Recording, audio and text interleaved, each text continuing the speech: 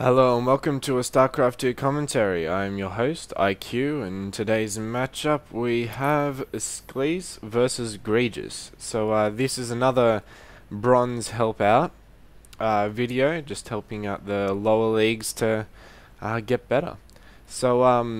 Yeah, both of these are friends of mine. I locally watched this myself, and so yeah, this is going to be a good example of what I can show you, what to do and what not to do. That is him talking to me.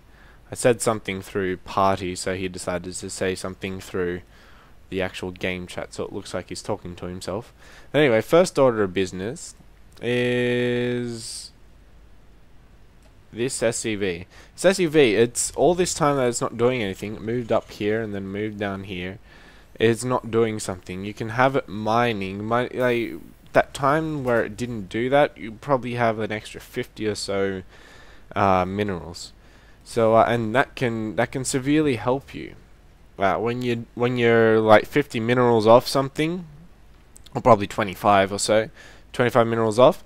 That's probably you probably could have had that and started building that by now.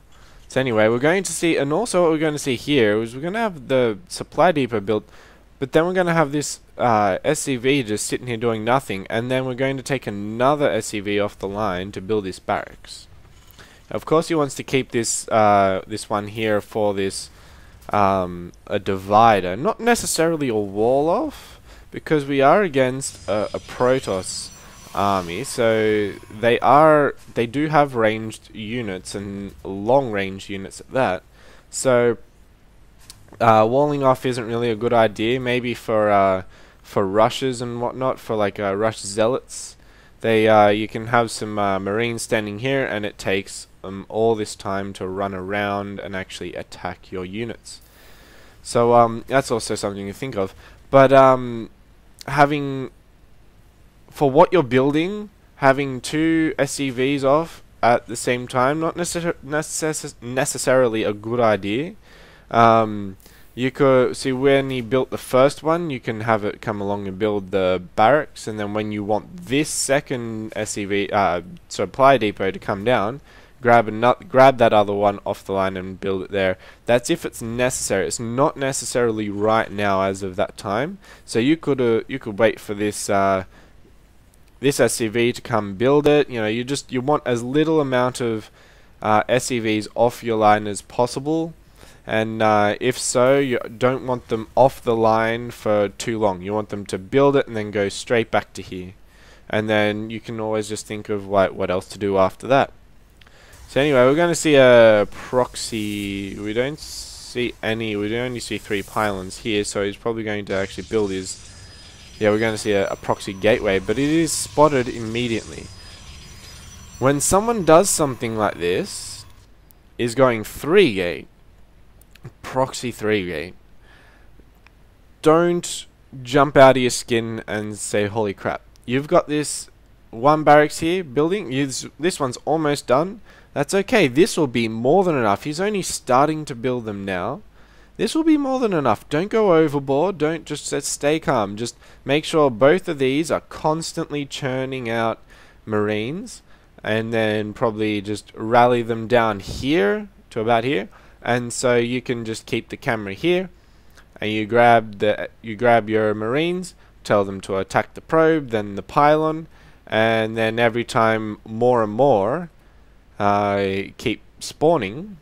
You put and they rally down here. You can just grab them again, and you're not moving the camera very much, and you're working inside here, so you can maximum response to take this threat down. So anyway, we're going to play again and see how this pans out. And so we've got these two, and we've got this SCV here. As I said, you want to, with this, you need all the minerals you can get to do this. So you want to move this guy back down, but we're not going to be rallying. We need to rally. So if you don't rally, then you're going to need to come back up here, grab your units, move back down here, and it's just that little time that it takes So anyway, we're going to see the pylon get dropped, and then we're going to... This is also another thing. We're going to be taking down the warp gates. This is a very bad idea. Because as we know, Protoss buildings require energy. See this energy field that the pylon is around? Of course, a lot of people know, just about everyone, that these buildings need to be powered by energy, by these pylons. There's only one pylon left with 200 shield, 200 health. These have 500 shield, 500 health. You need to do a lot more damage just to take out one.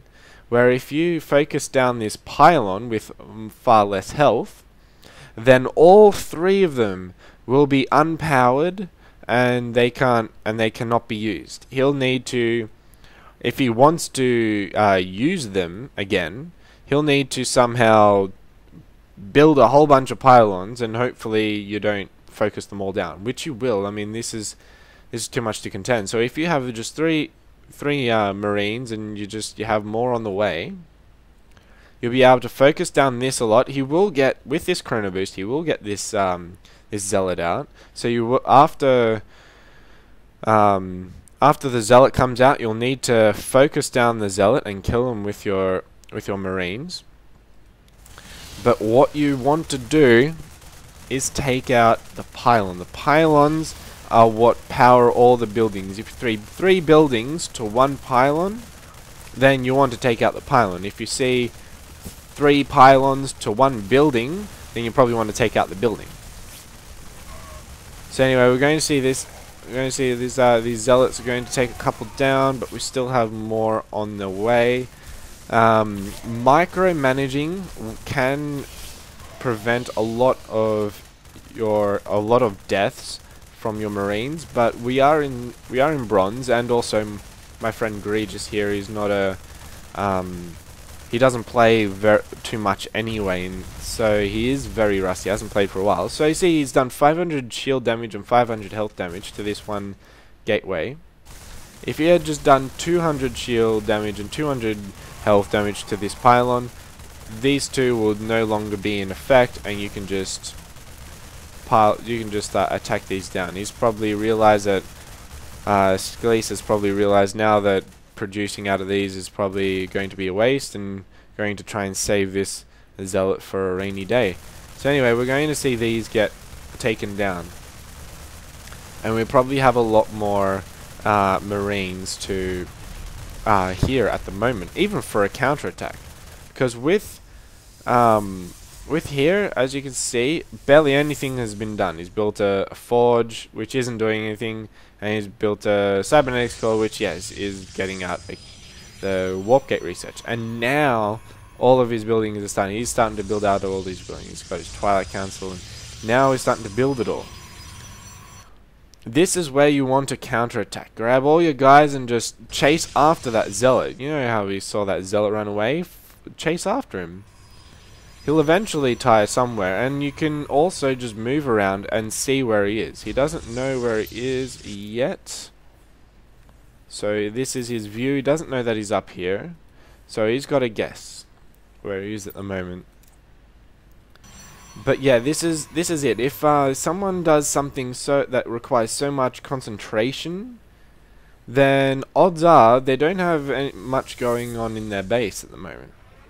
And even the same for a counter. If you manage to counter their units and destroy it, and you've destroyed it with pure Marines, then it's not necessarily that they're going to get a full counter, like getting a counter for your units. And the time that it takes for you to move from your base to theirs, they're probably not going to have the counter up by then. So yeah, attacking right now would have been good. You have this photon cannon, you can probably see around here. You can probably just duck around here and just sit here and have a heyday at killing all these probes. It's perfect. We've got this. Yeah, so we've got 1, 2, 3 photon cannons protecting these buildings, but these probes are there. Another thing we have here is scouting. This is pretty horrible scouting. What you want to do is you only need one unit to see what's going on. You only need one unit. So you can send one unit up here, and because he has multiple marines, you can send one marine here, and one marine here. He'll probably send it up about here. It'll probably just walk into the pylons, get killed by the photon cannons and zealots. At least you know that he's here. And by the time it's taken him for him to walk from here up to here and find out he's not there, he would have found out that he's here by now, and that he would be able to attack. There are zealots here, yes. This would be hard to contend with. At least you'll know what your army composition is. He'll probably come in and lose a couple marines due to fighting, and realize that you're not going to win the battle, and then you can just move back. He's got some bunkers here, which is really good for defense. So you can just move back, and then it'll force the zealots to retreat. So anyway, we have zealots with charge at the moment, which is very bad. And as you can see, there's warp gates here. He has a proxy pylon up here, and we'll be just going heavy charge zealot, which is going to be very bad because his marines are out in the open. This is actually a very bad positioning. You have this here. You can move back, but we're going to get a full surround, and he's just not going to know what to do. These zealots are going to make quick work of the marines. And as you can see, we have Reapers and Marauders coming out. The two things that are not good against Zealots. Reapers, you need an intense amount of microing, which obviously is out of this player's skill reach. And we have Marauders, which are good against the armored units, like Stalkers and stuff like that. Where Zealots are only light. They're only light units. And we still have units getting rallied down here to their deaths. So if you're in this sort of position where they're just outside your gate and you're worried, you grab the rallies and move them back here and make what you know you need. So you need to grab. Yeah, he made sure that he survived. So maybe he'll move these back up his ramp. Don't think so, but that's okay. So anyway, he's probably going to wait for more reinforcements. Yeah, we're going to see a bit of a mix-up now with the Stalkers and the Zealots, which will be able to capitalize a lot of damage on. Not necessarily with these two Marauders, but hey, I mean, there are only two Marauders, one Marine. It doesn't matter whether or not he made the Stalkers or not. He's going to be able to come through and run all over Gregis's army. We have these tanks being made here. There's one tank just doing nothing. He could have moved it up here. As I said, with the Stalkers, this is a good divider. If you had the Stalkers here, then they'd have to run around to that tank, and you can have the Marauders and Marines just standing in front of it, so the tank can survive just a bit longer to do that extra damage. There's just all those little things that can put you just a little bit in a better position. Yes, you're not in a good position. You're on the back foot. You're losing a lot of stuff, but there's just all those little things that can add up. That can help you out in the long run.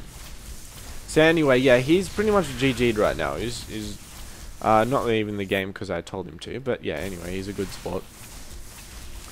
He's trying his best. But yeah, this is exactly what not to do when Terran. You need to scout. You need to at least know where your opponent is, what they're doing. We also have a Dark Shrine here. Is a personal favorite of my friend of mine. But yeah, this is pretty much what you don't want to do. So I hope you guys find this handy for all you Terran players against these Protoss players, and I hope you